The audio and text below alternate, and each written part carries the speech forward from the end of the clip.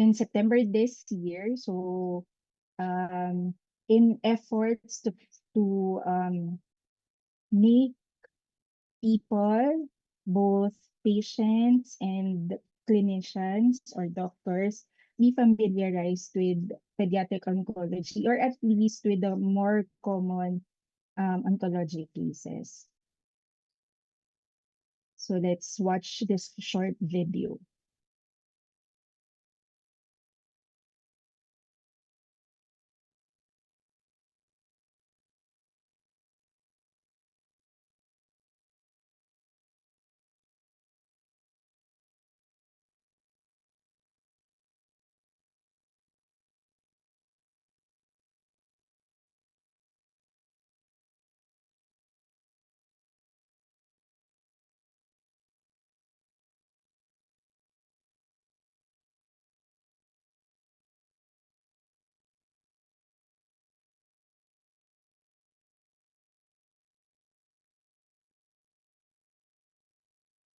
Sorry, walang sound na naririnig.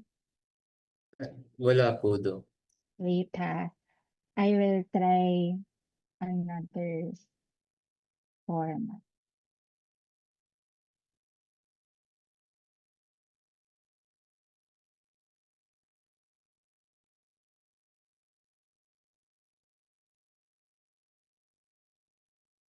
How about this one? Meron na?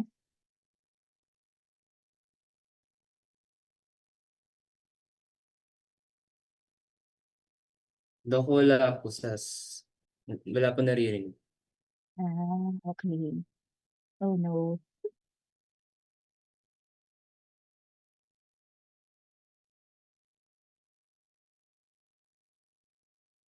Pwede ba kayo Pwede ba kayo mag-suggest kung ano kaya ang kulang ko? Baka nasa settings ko lang eh. Audio.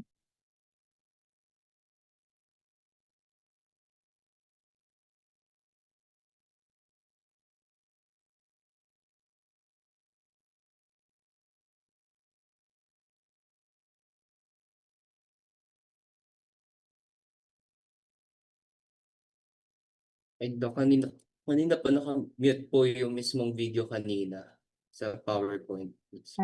Sige. I will try again. Kaso stuck po ata yung screen niyo po ngayon dito sa Zoom. Pa. Pinulitan ko siya. Etong screen ngayon is, ayan, nakikita ko naman yung PowerPoint ko. Eto,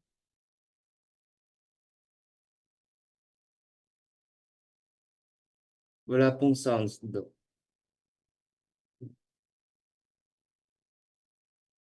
ah,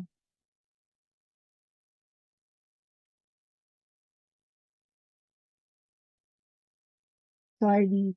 Sige. Hmm, kung wala siyang sound, we have to proceed. So, ipapadala ko na lang to if ever to the department para makita niyo siya or ma-view niyo at the latter time. Sige.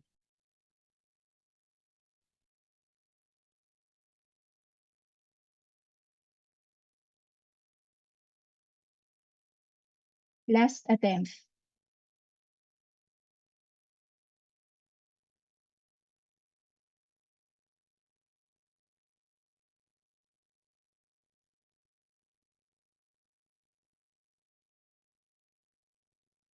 Wala po talaga, Dok. Okay, let's move on.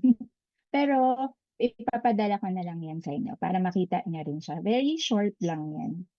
Pero marami na kayong makukuha.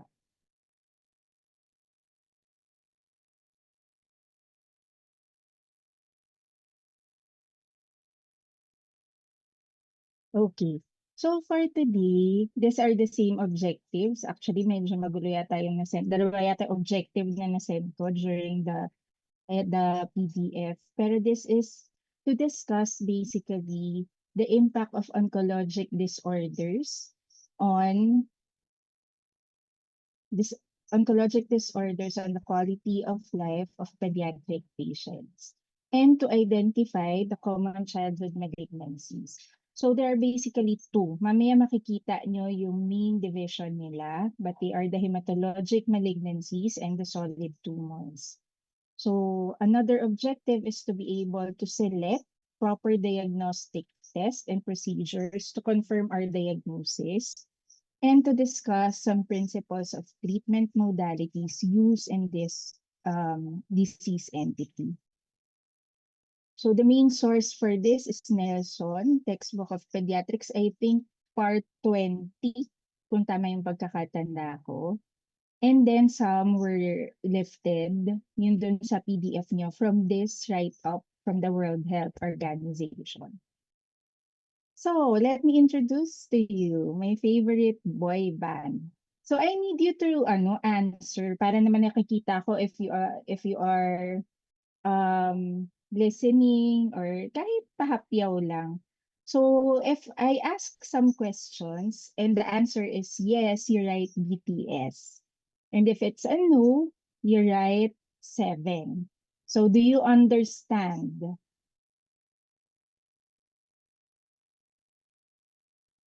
Nako, ano na. Hindi ba kayo makakasagot?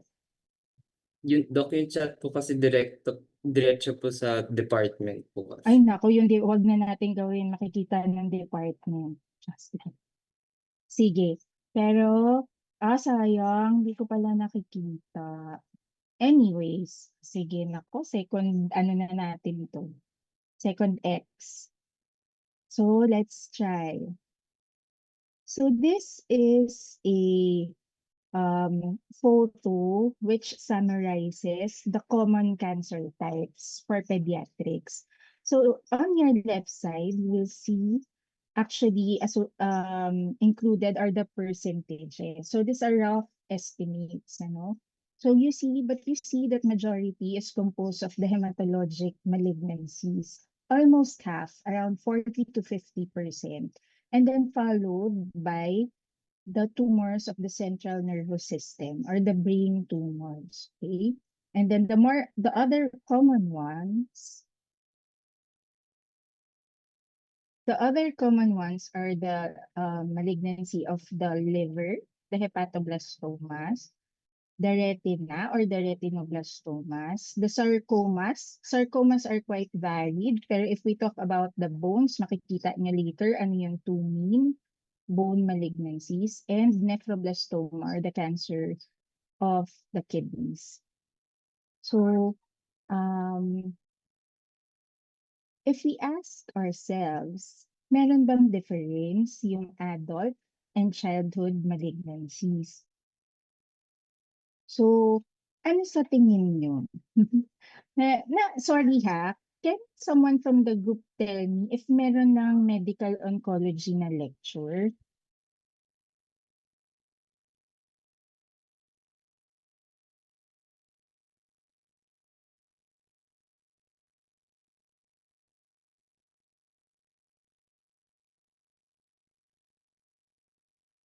Meron na ba? Pag walang sumasagot sa akin, tatawagin ko yung group ko. So, so wala pa, med-onco.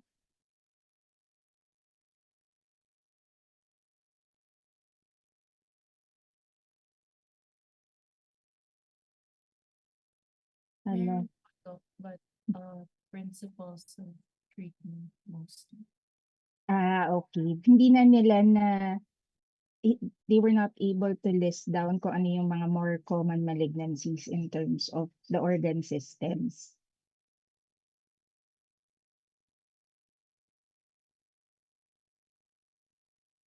No? Parang this year, hindi pa po. Okay. Thank you for that, Anna. Sige. So the main difference between adult and childhood malignancies is that childhood malignancies are said to be ang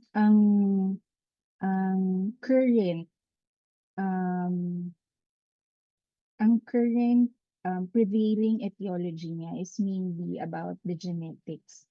So meron ng genetic problem to start with.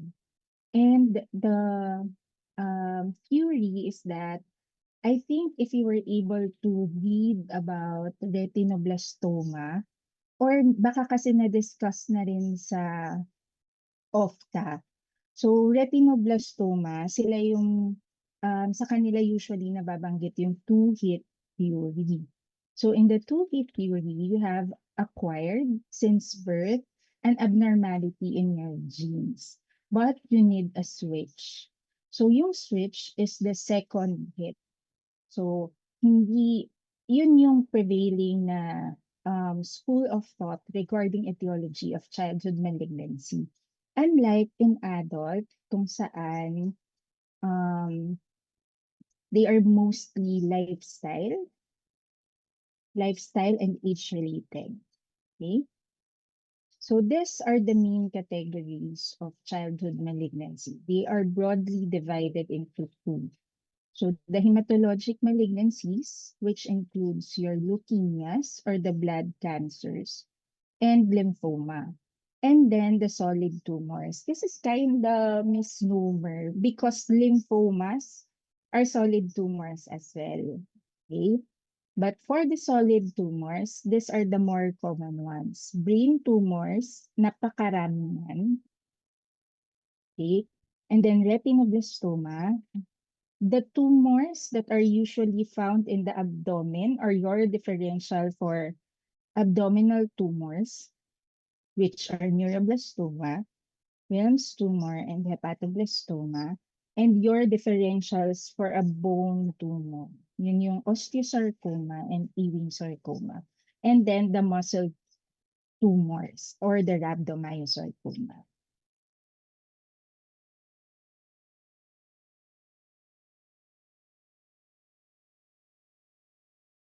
What are the usual signs and symptoms of a patient with malignancy? Particularly, let's start with the hematologic malignancy. So you have fatigue and loss of appetite. So you have to be very wary in terms of history taking, especially if the history is stretched or is longer than 2 weeks. So you have to elicit some signs or some possibility or symptoms of malignancy. Minsan kasi hindi nila alam. So you have to ask them. So there is note of fatigue and loss of appetite, shortness of breath, weakness, bone or joints, tenderness or pain, enlargement of the liver, and then systemic wise, you have weight loss, fever, and frequent infections, lymph node swelling, enlargement of the spleen, and skin changes. For instance, pinaka-common, easy bleeding and bruising, and purplish patches or spots. So if we try to to um if we try to think about it or try to um understand more at saan nanggagaling if this is leukemia or the blood cancers, you have to go back to the basics. So, ano ba ang pinoproduce or what is produced in your bone marrow? Because these are basically problems in the bone marrow. So, you have your three main components.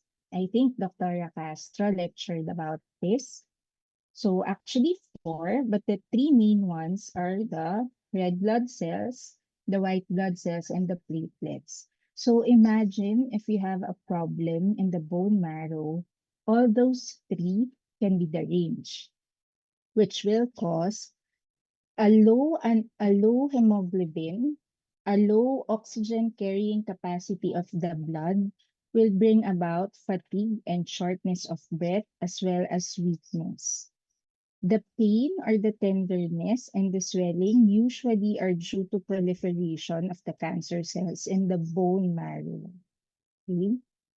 The skin changes, for instance, like easy bleeding and bruising, or the purplish patches or spots, are either accumulation of the cancer cells um, in the subcutaneous level, or you have a low platelet count.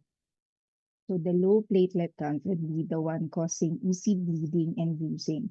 They are low because the problem of an increased white blood cell, particularly the immature ones, are causing depression of production of the other components, such as the red blood cells and the platelet count and the platelets.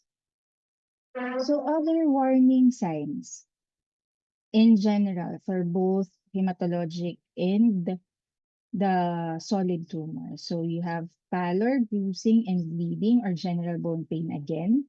Lumps or swelling, especially if this is painless and is not associated with fever or other signs of infection.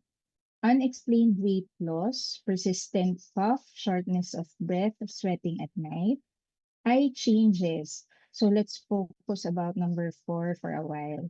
So this is the importance of your red-orange reflex on your PE, especially for children less than 6 years old, because this is the age group where retinoblastoma is the highest. So this is the reason why before you send a patient from the nursery home, you are going to check for the red-orange reflex. And then abdominal swelling, there are many organs in the abdomen. So any organ can cause or can produce a malignancy or a tumor. So abdominal swelling is possible. Headaches, especially if unusually persistent or severe, associated with vomiting, which can indicate increase intracranial pressure. Tapos limb or bone pains or swelling without trauma. So you have to elicit a history of trauma in every complaints of a bone pain or a mass in the extremities.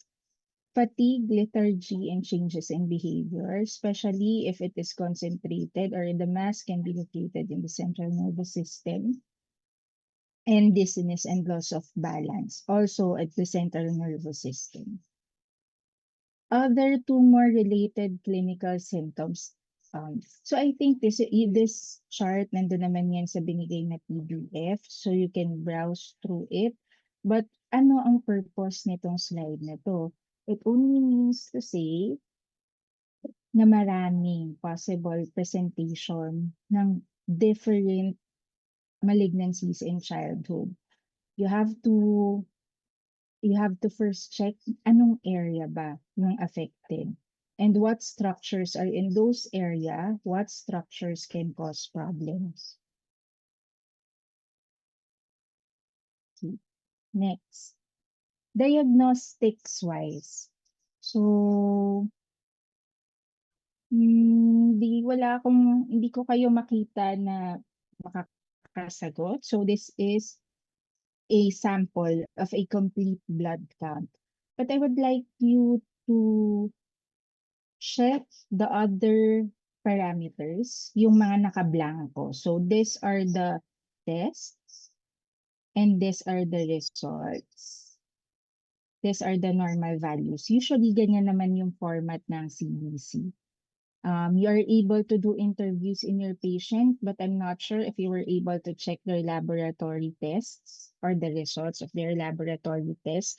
But if you have a chance, check nyo siya and then you check the parameters being reported.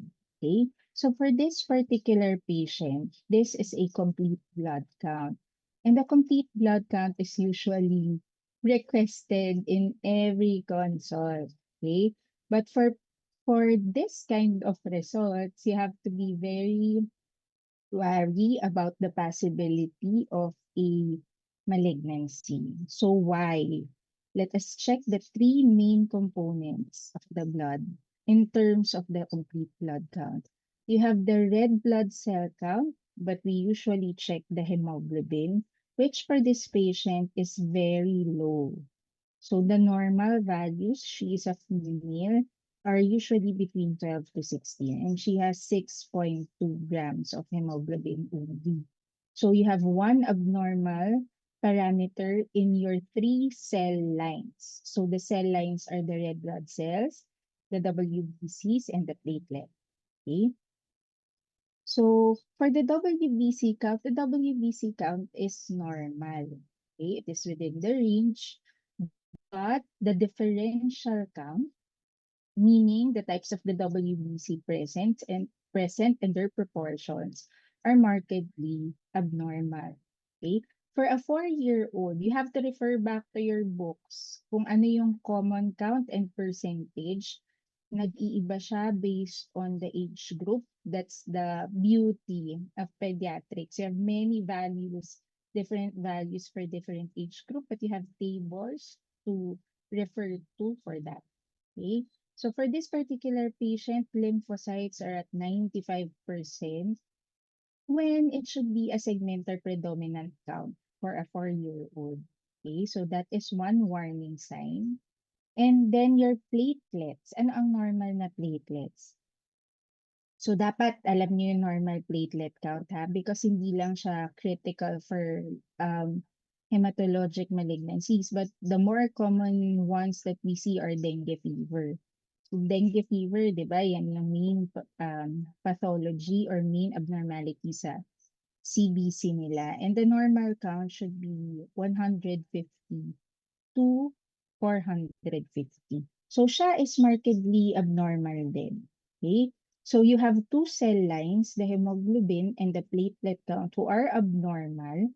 The WBC count, the one cell line that is normal, has an abnormal differential count. So technically, all cell lines are abnormal. So if this is the case, you have to explore more. Okay? So what is your next test? Oh, sige. So aside from getting the count, if you have abnormalities in the CBC, one way of checking is to view the peripheral blood smear. I think many of or a significant number are medical technologists, ano? So you have to help your other classmates on this one, pero this is just the basic. We were taught this during anatomy and histology. So the ones on your right are the normal WBC morphology. They are the normal picture of a mature WBC that can be seen in the peripheral blood. Yung kinukuha nyo as venipuncture. Yan yun. The one in the left side are abnormal. They are abnormal because they are a bit different from the ones in the right. Okay? And they closely resemble the ones in the third row. Okay? And these are the lymphocytes. Okay? And these are mature lymphocytes. The ones on the left are immature lymphocytes or the blasts. So this is what you see in a peripheral smear of a patient with leukemia. Okay? Particularly lymphoblastic leukemia. So from your readings or from the PDF sent, there are two main types: the lymphoblastic leukemia and the myeloid leukemia. Lymphoblastic leukemia, you have problems in these cells, the lymphoblast. The myeloid leukemia, you have the problems on all other cell types, such as the neutrophils, the monocytes, the eosinophils, and the basophils. The red blood cells and platelets will also fall under myeloid leukemia. An abnormality in them would fall under myeloid leukemia. So if you have this in your peripheral smear, you have to check the bone marrow. So how do you do that? You do a bone marrow aspiration. Okay? So in a bone marrow aspiration, gagawin mo rin kung ano yung ginawa mo doon sa peripheral blood smear. You have to check the morphology or the picture of the cells, how they look like under the microscope. So this is just to show you how it looks like, in a microscope. The one on the upper left um, side is a scanner view.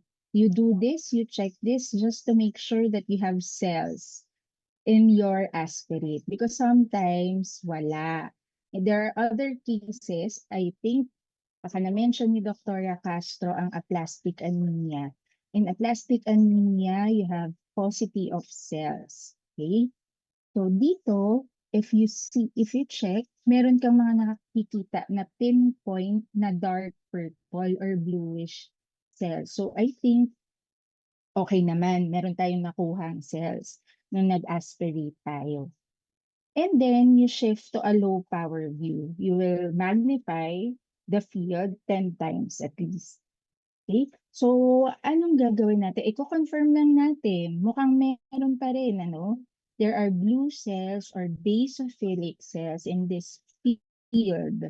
The ones that are parang salmon colored are red blood cells. Okay? The purplish, basophilic, bluish ones are the white blood cells. You have to view it at a higher magnification. May isa pang magnification for the benefit of the non-medtech undergrad students. So meron pang high power which will magnify the field 40 times.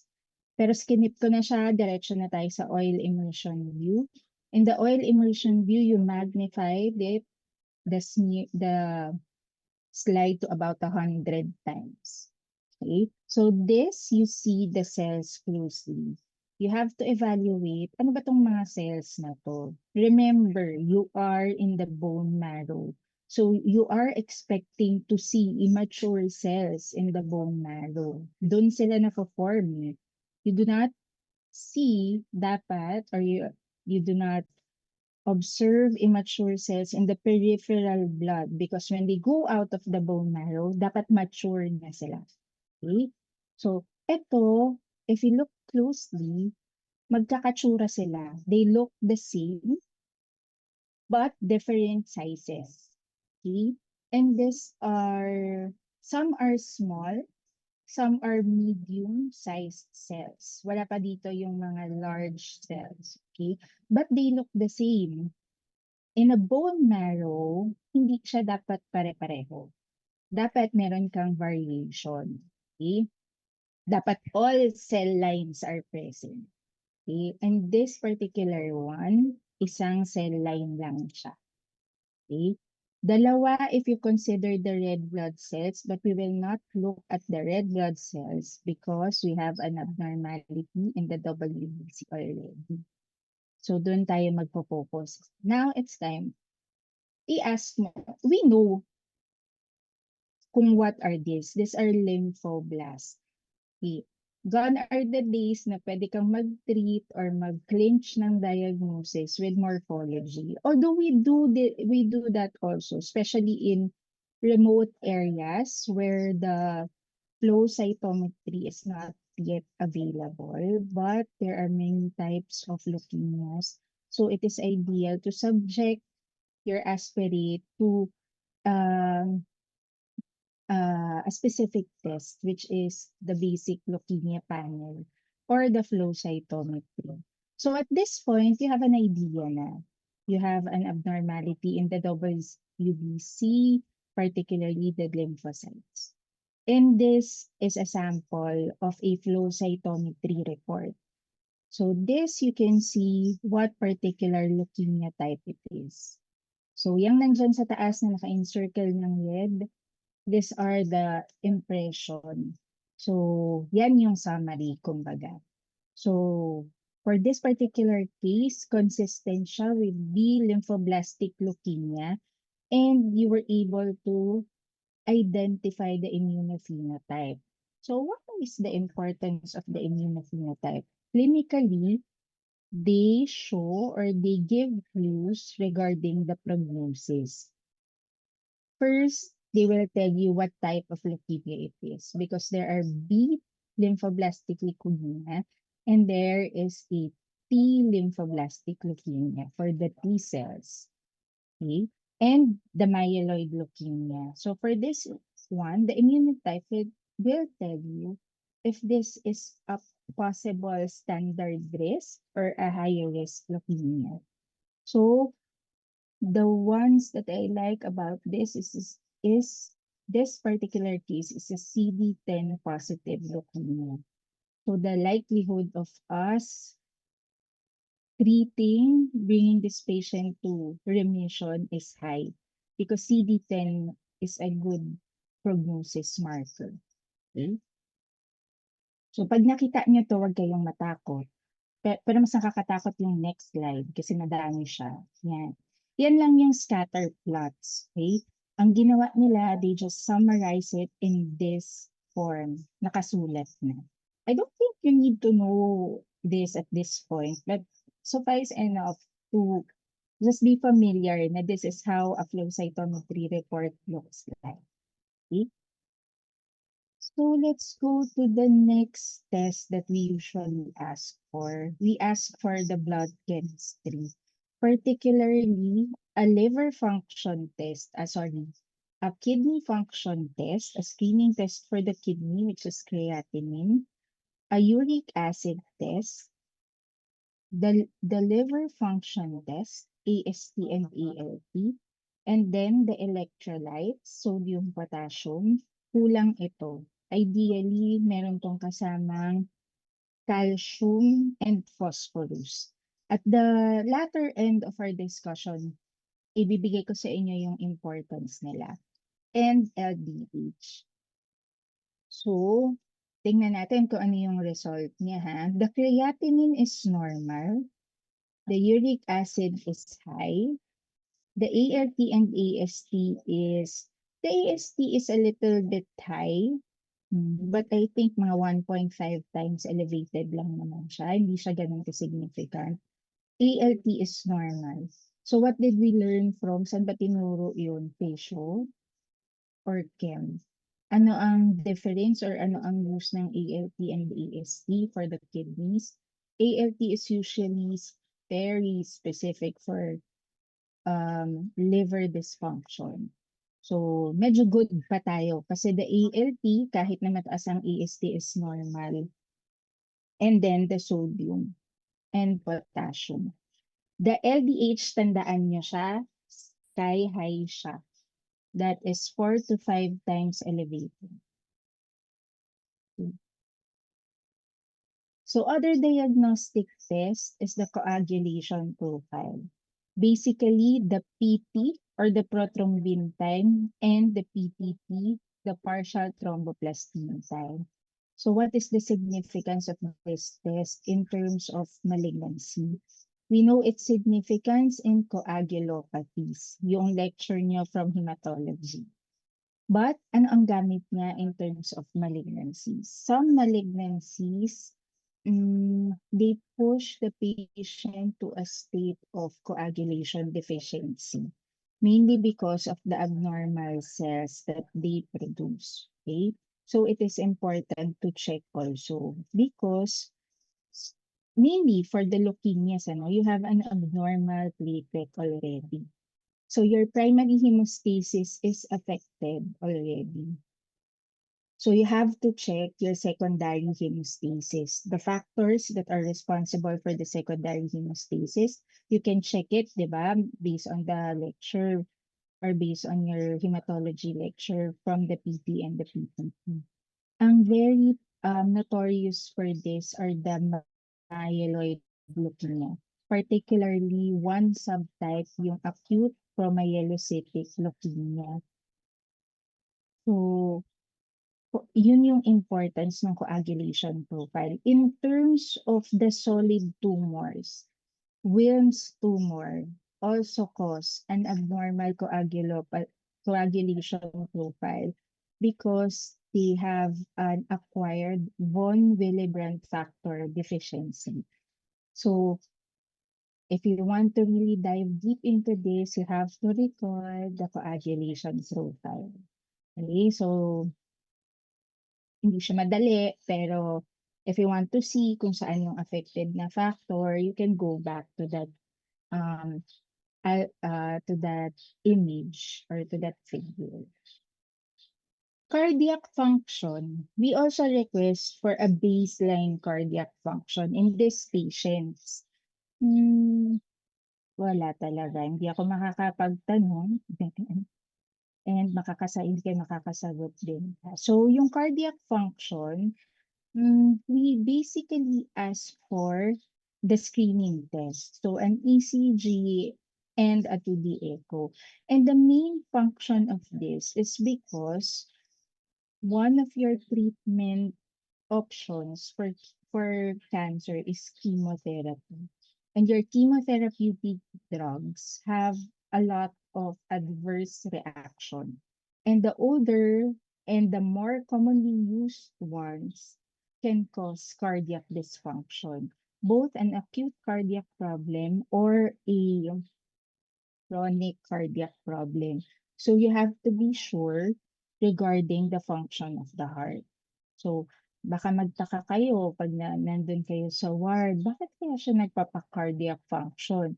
Ang layo naman ng mass doon sa heart or doon sa thoracic area. Wala namang mass, leukemia naman yung problem. So bakit siya nagpapakuha ng cardiac function? So that is the main reason. You have to establish a baseline cardiac status. Next, tumor markers. We have tumor markers available. Hindi nga lang lahat ng malignancy. So there are malignancies that can be diagnosed based on the tumor markers. So from our example, few slides back, we saw an LDH that is sky high. 5 times elevated is high.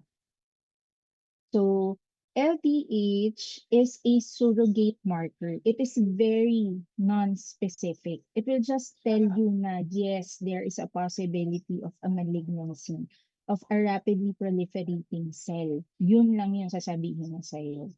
And it tends to be elevated in advanced disease. The trend usually correlates with response to treatment. That's why you get a baseline LDH and then you monitor it in several steps of your treatment. Okay? AFP, what is AFP? AFP is alpha fetoprotein. Okay? BHCG is beta HCG. And VMA is vanillin mandelic acid. Okay, so AFP and beta HCG are usually elevated in germ cell tumors. Okay, and VMA is usually elevated in neuroblastoma. So baka makita nyo yan during your rotation pag nasa hospital na kayo. So these are the possible tumor markers to request. So next is radiographs. Imaging na tayo. So radiographs, this is an example of a chest X-ray of a patient with mediastinal mass in the anterior view and in the posterior, in the lateral view. And you can see this is the silhouette of the heart. And this is the silhouette of the mass, which appears to be located in the posterior mediastinum. Nasa likod siya. So ano yung mga common masses sa posterior mediastinum? They are usually related with the neurobundle. So these are mainly neuropathic masses. Okay? So radiographs are very important as screening. Kasi you want to see if there is a gross mass or gross abnormality. Okay? Next in our imaging is ultrasound. Medyo familiar naman tayo sa ultrasound, ano? Pero ultrasound is screening mo lang talaga siya. Kasi it cannot clearly delineate the mass and its effect to its surrounding structures. So if you are considering a mass specifically in the abdomen to usually nagagamit or in certain extremities, pag nasa extremity yung masses, you want to see a baseline status or to screen ano ba yung bukol na yon. Is it cyst or mass? Is it fluid filled or solid? So you ask for an ultrasound. But you will eventually have to ask for a more definitive imaging such as a CT scan. CT scan, very important in ito ang screening ng intracranial masses. If you are considering an intracranial mass, you go for a CT scan. You have to you heard about contrast studies, ano? So there are plain studies and then there are studies that you have to infuse a dye or the contrast studies. But in case of emergencies, CT scan na plain should be a good screening tool. But if you have time to prepare the patient and to evaluate the general status of the patient, you go for a scan with contrast. Eto, ano to? Imaging pa rin siya, ano? So, this is a magnetic resonance imaging. So, specifically useful for tumors that are intimately related to the central nervous system or to areas which are highly vascularized. Okay? So you request and areas which are um usually pag marami kang nerve or neuro collection sa areas. Yun yung gusto mo because you want to see how they are related to the neuronal bundle or to the vascular bundle. Okay? So, ganyan ang tsura ng scan. So, you can see a mass. This mass actually, ang chief complaint nito ay neck. So, imagine a neck mass pero compressing a part of the central nervous system or the brain already. Okay? So, staging and risk assessment. So, we have to understand that if we are dealing with tumors and malignancies, we have to stage and assess the risk of the patient. Okay? There are different staging regimen for different malignancies. If we go back to our basic um, groups, yung hematologic versus solid tumors, meron silang kaunting difference. Okay? So, yung standard, intermediate, and poor risk, you will usually see this in the hematologic malignancies. If we watch movies or watch TV series, what we know of is the stages of the cancer. So stage 1, 2, 3, and 4. That's the usual staging scheme with stage 1 and stage 2 as the standard or intermediate risk. And stage 3 and 4 are usually the ones with advanced disease or those with metastasis to other areas. Okay? So, anong use niya? Okay? Why do you need to stage or to assess the risk of the patient? You use this to guide the treatment plan. Okay? Different stages, different regimen. Okay? The advanced stages usually have increased or a more number of chemotherapeutic agents used, even modalities. For example, for the standard risk, pwedeng chemotherapy lang. Depende on the type of the malignancy, ha? So, for instance, sa standard risk, chemotherapy will do.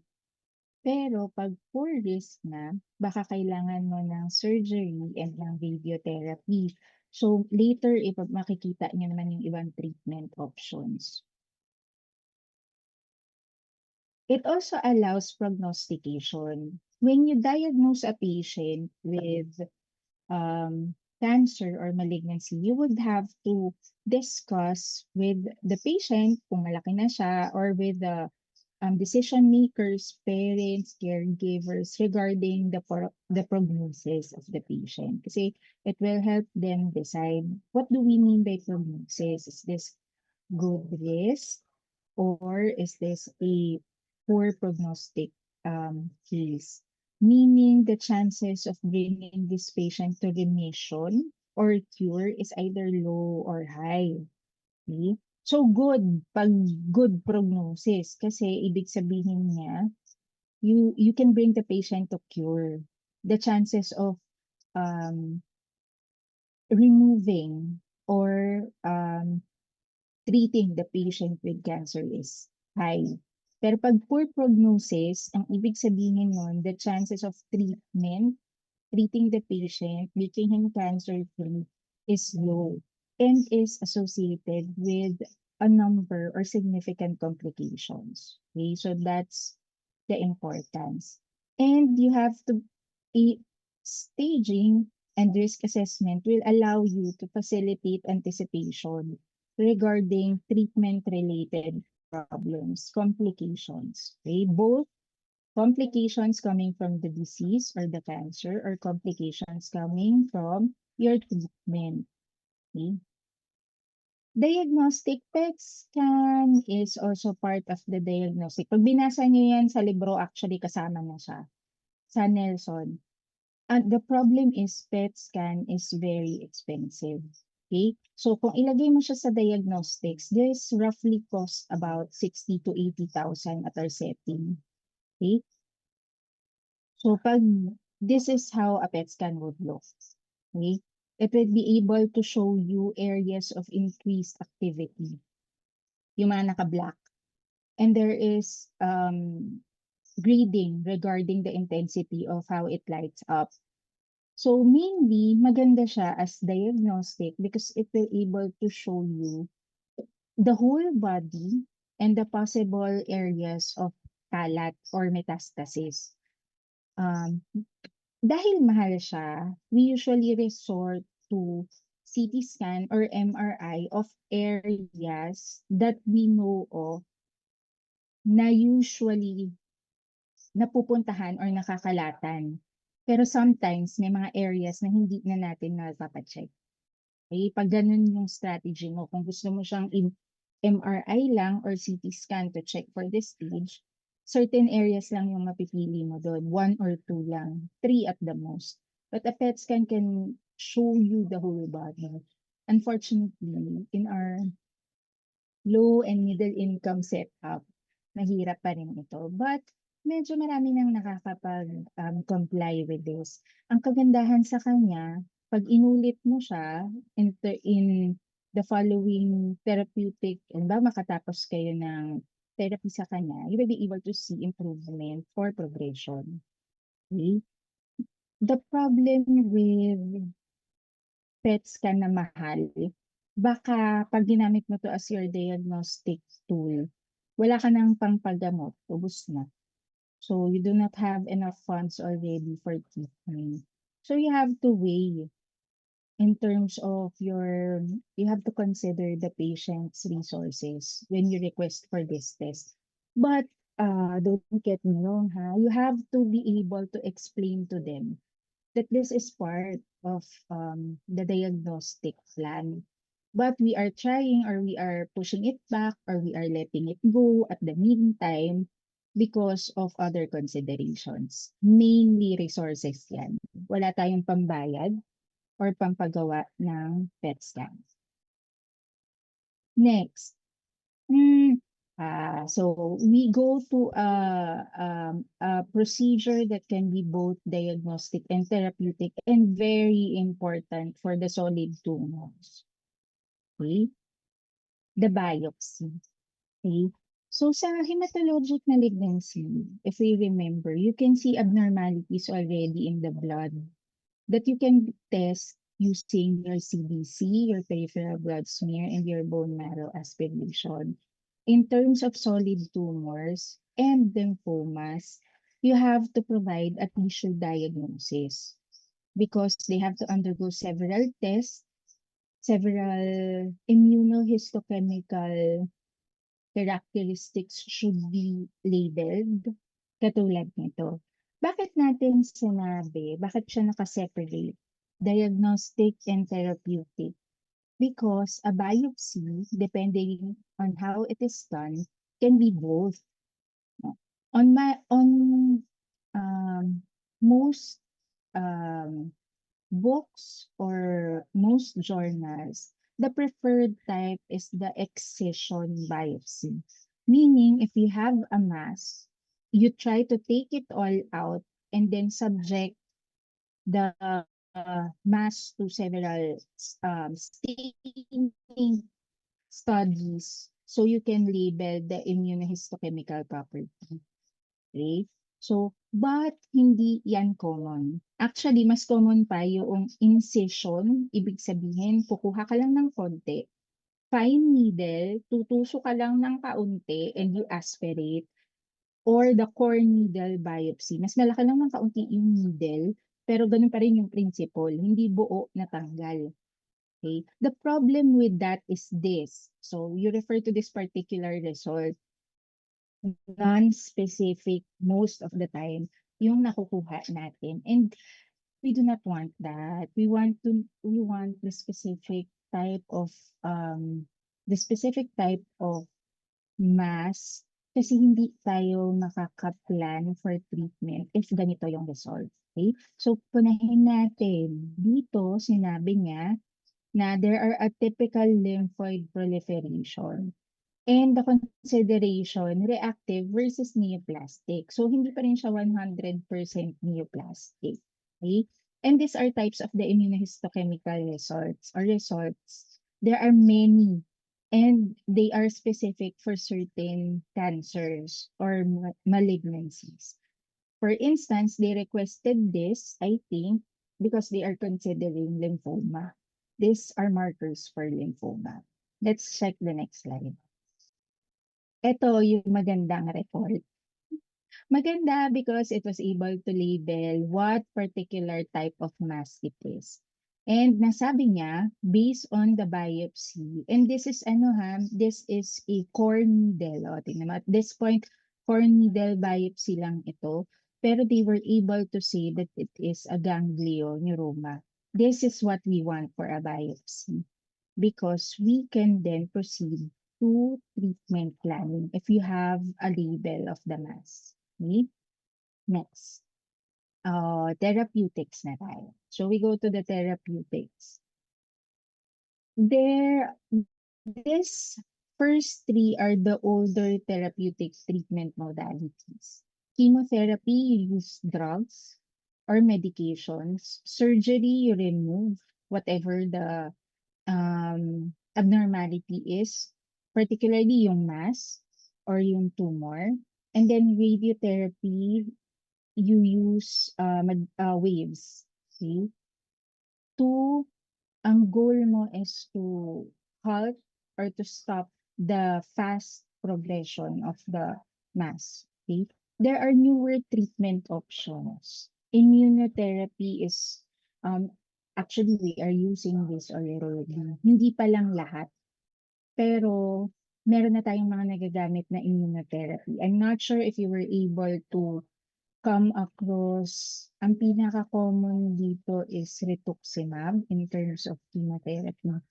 But the challenge with immunotherapy, you have to be able to identify the presence of the antigen in that specific, kasi usually antibodies, so you have to identify the presence of specific antigens in the mass itself. So kailangan maganda yung diagnostic mo. Kasi kung hindi naman siya present, hindi mo magagamit yung immunotherapy. For instance, rituximab. Rituximab is a CD20 monoclonal antibody.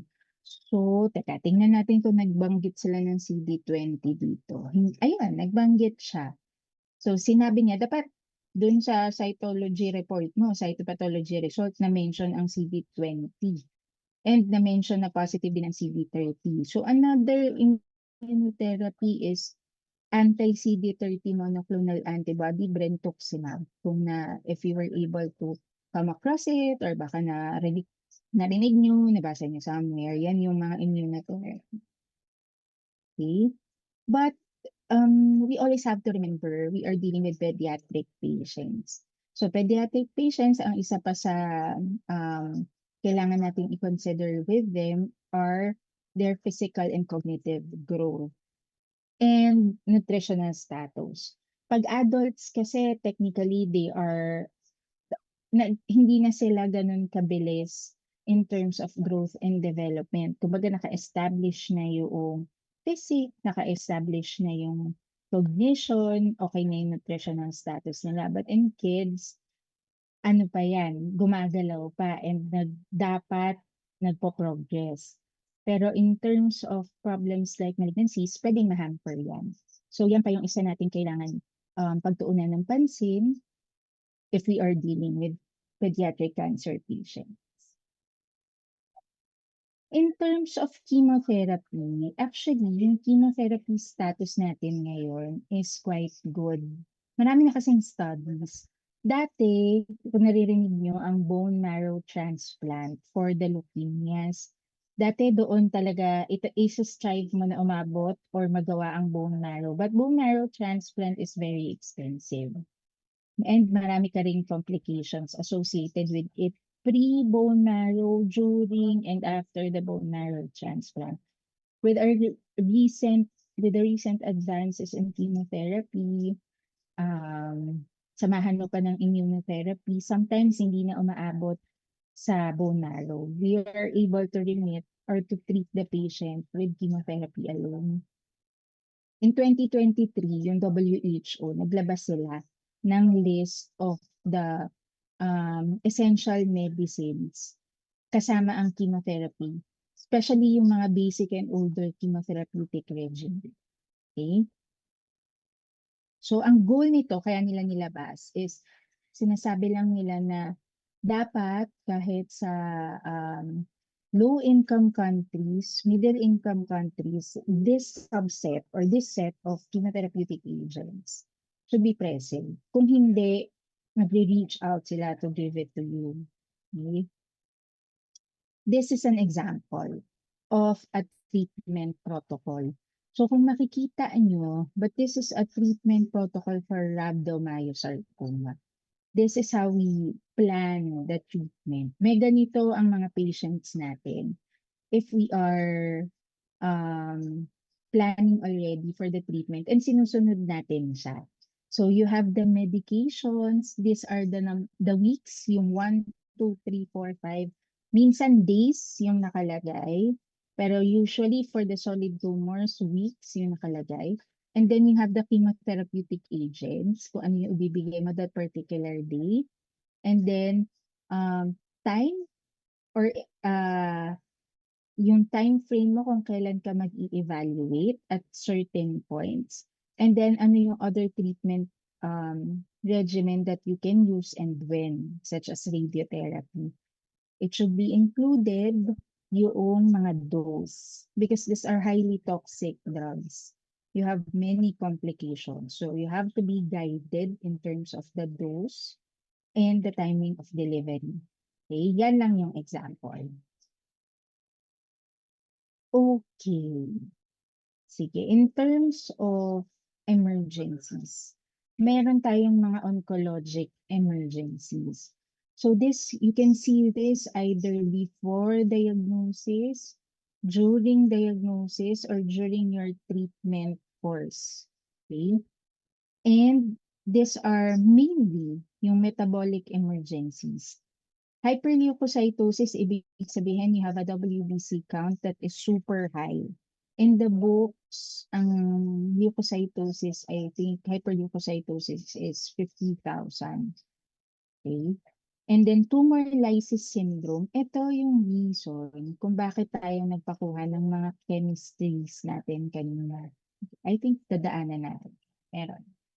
So, and associated electrolyte derangements. These electrolyte derangements usually would comprise your tumor lysis syndrome. Cardiothoracic emergencies, ito naman especially if the tumor is located in the mediastinum. So ano ang main organ system na nandoon? You have cardiovascular and the respiratory. So imagine, dalawang major vital organ ang tatamaan mo if you have a mediastinal mass. So you have to monitor or to check for these syndromes. Acute abdominal processes such as esophagitis, gastric hemorrhage, typhlitis. Typhlitis is usually seen in neutropenic patients during chemotherapy. Okay? And then renal dysfunction and hypertension, because most of the medications are nephrotoxic and many of them will be excreted in the kidneys and liver. That's why you requested for the liver function test and the kidney function test whenever you are starting or you are considering a malignancy. Neurologic emergencies, mainly for CNS leukemia, CNS tumors, or even in problems of other tumors in other parts of the body, but with electrolyte derangements. Either an electrolyte derangement or a problem in your bleeding. Kasi if you have an abnormal platelet and an abnormal secondary hemostatic counts, yung secondary hemostasis mo problematic din, you can have spontaneous bleeding. And the common areas of this spontaneous bleeding are the CNS and the kidneys and the GI tract, GIT, GUT, and the CNS. Endocrine emergencies usually seen in tumors of the central nervous system because it affects the pathways of hormones. Okay?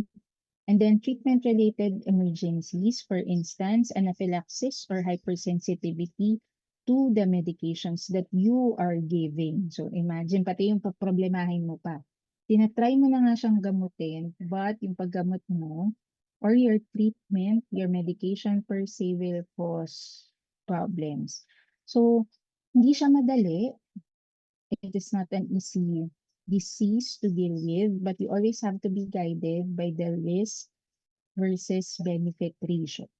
So, you always have to consider ano ba ang risk, ano ba ang benefit, ano ba ang mas makakabuti for the patient. Okay? Next, ito yung reason. So, balikan lang natin yung nakita natin kanina, no? We were able to request this, the kidney function test. Uric acid is elevated because your tumor cells are usually reducing this. And then the liver function for EST and ALT, potassium is normal, usually in tumor lysis syndrome, because potassium is intracellular. Once magbigay ka ng gamot, medications that will address your tumor, minsan even hydration pa lang and the tumor or the cells are getting destroyed already, lalabas na yung potassium dun sa intracellular. So, tataas na siya doon sa peripheral. And potassium, you have to be very careful because the heart is sensitive to the dynamics of potassium. And then the LDH, our surrogate marker and our marker for treatment response. Supportive care. Supportive care also plays a major role in treating malignancies because your treatment plan can cause infectious complications, nausea and vomiting, it can cause pain, it can cause undernutrition. So you have to check and you have to support them in those terms. So for instance, pag nagbigay ka ng chemotherapy, you put the patient into myelosuppression. Ibig sabihin, kung hindi man bone marrow ang main problem, may effect pa rin yung treatment mo to the bone marrow. And it will cause underproduction of your cell lines. Particularly yung WBC count, which serves as your warriors. Di ba parang ang turo nga sa atin, soldiers. of the body, yung WBC. So without them, infection can ensue. So kailangan mo ng either a prophylaxis or a therapeutic infection plan. Okay? Nausea and vomiting is very important also. Yung mga patients, minsan ayaw nila mag-undergo ng chemo. Takot na takot sila because of this complication. Siguro we all agree naman na hindi masaya ang nakaramdam ng nausea. And hindi din, it is not good to be vomiting or suka ng suka. Ano? So, there are antiemetic medications that we can give to control this. Mucositis, we can give treatment also for this. Pain management, we have to address this because siguro lahat naman tayo, we do not want to see a patient, kahit hindi naman cancer patient, who is in severe pain. So this is one of the things that we can focus on, especially if these are advanced stages, yung hindi mo na siya kayang gamutin. And you have come to terms to it, the least you can do is to make sure the patient is comfortable. And the big part of that plan is the pain management plan. Okay, nutrition. This is very important because if the body is undernourished, yung response niya sa treatment will be skewed. It will be different than someone who is at least well nourished. So you have to take care of it also. Hematopoietic growth factors, because you bring you somehow elicit or push the patient to myelosuppression. So after bringing it down, you give support naman to bring the counts up. And yan yung gamit ng hematopoietic growth factors. If you've heard of filgrastim or the GCSFs, yan yun. Okay? Acute radiation side effects. Ano ang usually maiisip mo? A patient who underwent radiation, so burns the skin. Okay? So you have to check or you have to manage that also. CVCs, ano ang CVC? CVC is central venous catheters. Ano? So these are very helpful. Kasi lalo na sa pediatric patients, wherein the veins are small and they easily nadadamage and you cannot use them. So with the central venous catheter, you are at least assured that you will be able to deliver the medications to the body. But not without possible complications. Minsan, nakapag-insert ka nga ng CVC, we're able to put a catheter in place, but it gets infected. Okay? Kaya dapat yung use of the catheters are managed well to avoid those kinds of complications. And then, halimbawa, we are able to bring the patient to remission post-treatment immunizations. We have to reevaluate again and we have to give immunizations again because technically you wiped it out during your treatment. Your both cellular and humoral response are already naive again. Okay? So you have to give post-treatment immunizations. Okay, another aspect of care, hindi lang naman ito for cancer patients, even those with chronic comorbidities. For instance, a congenital heart disease, chronic kidney disease. We have to consider palliative care, okay? So,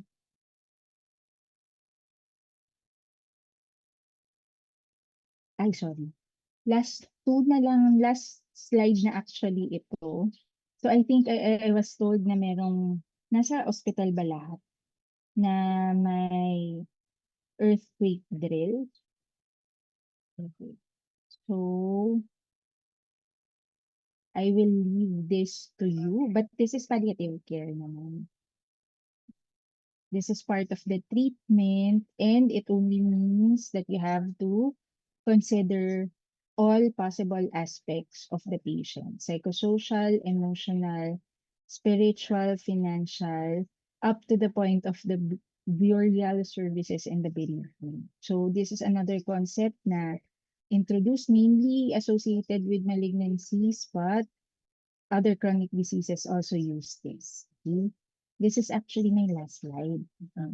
And then you can refer to your PDF to review more on onco and then part 2020 of Nelson. Sige, so this is my parting slide.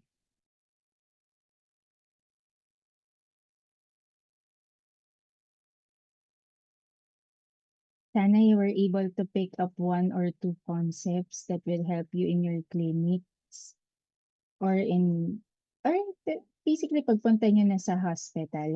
Sana kahit kaunti meron. But you can review naman the PDF. I'm not sure if I can questions kasi you have to move, no? You have to move for the earthquake drill. But if in case you have a question, you send it to the department and I'll try to answer it for you. Okay? Thank you for listening. I think we can call it a day. Thank you po, Doc. Thank you po, Doc. Thank you.